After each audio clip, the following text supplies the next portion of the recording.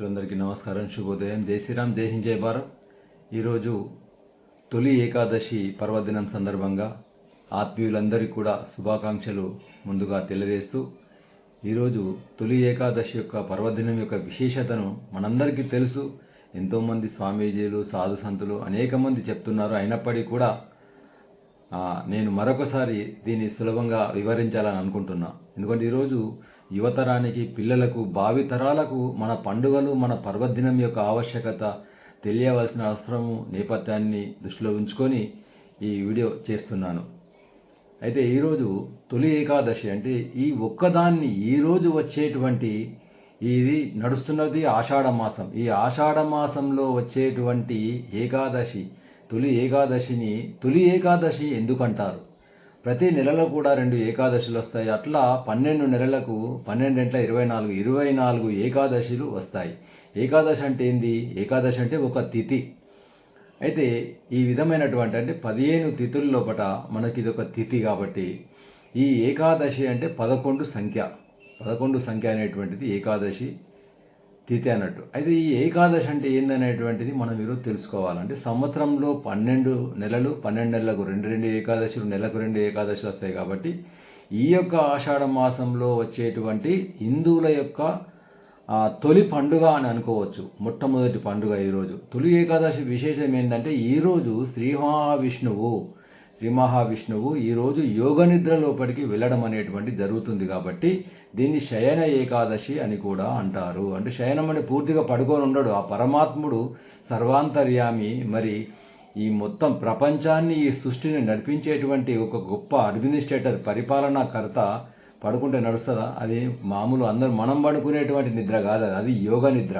అంటే ఈ ప్రపంచాన్ని పరిపాలించేటువంటి నిద్ర. ఆ విధంగా యోగ నిద్రలోకి జారుకునేటువంటి వెళ్ళేటువంటి రోజు కాబట్టి దీన్ని యోగ ఏకాదశి కానీ లేదా శయన ఏకాదశి అనేటువంటిది అనుకుంటారు. అంటే ఇట్లా 4 నెలలు కూడా మరి ఈ యోగ నిద్రలో ఉంటాడు కాబట్టి దీన్ని చాతుర్మాస్యము అని అంటారు. మరి ఒక వ్రతంలాగా, ఒక దీక్షలాగా యోగ నిద్రలో ఉంటాడు కాబట్టి చాతుర్మాస్య వ్రతము అని కూడా అనడం జరుగుతుంది. ఎప్పుడైతే యోగ నిద్రలోకి వెళ్ళడం జరుగుతుందో అట్లా సమాజంలో యుగాల నుంచి కూడా ఋషులు, మునులు, సాధులు, సంతులు, తపస్సులు అనేక మంది, కొంతమంది సాధు జనాలు కూడా, కొంతమంది గృహస్థులు కూడా ఈ 4 నెలల పాటు మరి చాతుర్మాస వ్రతం అనేటువంటి దీక్షతోటి, అంటే ఉపవాసం ఉంటూ, జాగరణ చేస్తూ, భగవంతునితో మరి సన్నిహితంగా ఉంటూ, భక్తి కార్యక్రమాల్లో, ఆధ్యాత్మిక కార్యక్రమాల్లో పాల్గొంటూ ఆ విధంగా ఒక ఆధ్యాత్మిక జీవితాన్ని గడపడమే ఈ 4 నెలల యొక్క చాతుర్మాసం యొక్క సారాంశము. 4 నెలల తర్వాత కార్తీక మాసంలో మరి వైకుంఠ ఏకాదశి రోజు మరి దాని ఉత్థాన ఏకాదశి అంటారు. అంటే ఈ యొక్క మహావిష్ణువు నిద్రలోంచి మేల్కొన్నటువంటి రోజు కాబట్టి అట్లా ఈ విధంగా ఒక గొప్ప ప్రాశస్త్యం ఉంది.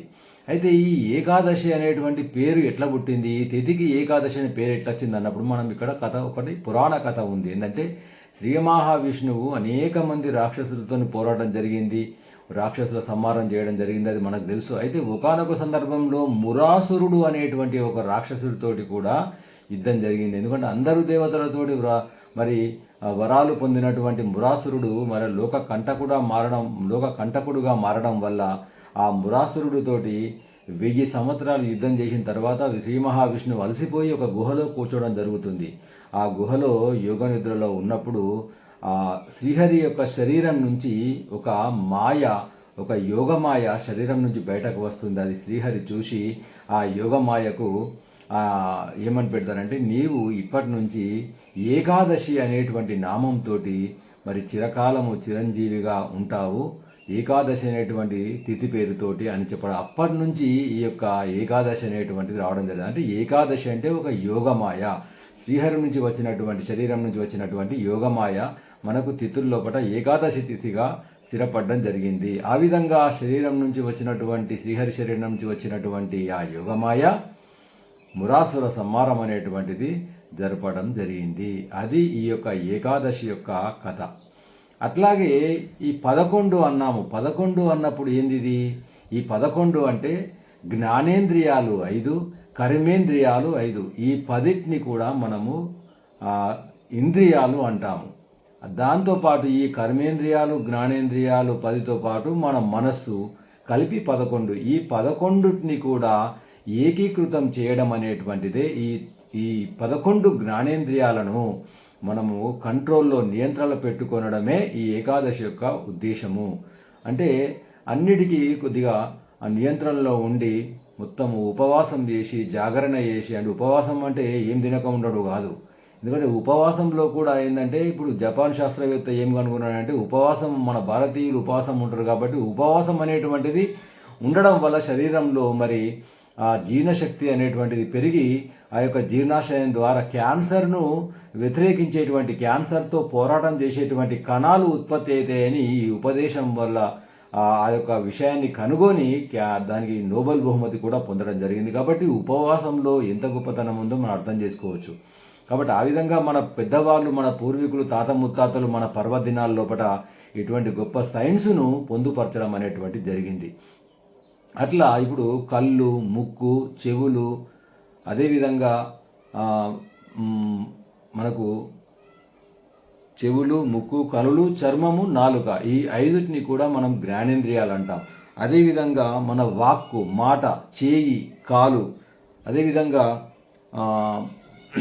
గుదము అంటే మన పాయువు, మనం మల విసర్జన చేస్తాం. అదేవిధంగా గుహ్యము అంటే జననేంద్రియాలు. ఈ 5 కర్మేంద్రియాలు. జ్ఞానేంద్రియాలు, కర్మేంద్రియాలు, ఒక మనస్సు. ఈ యొక్క 11ని మరి నియంత్రించేటువంటి రోజే ఉపవాసము ఉండేటువంటి, జాగరణ ఉండేటువంటి రోజే ఈ ఏకాదశి.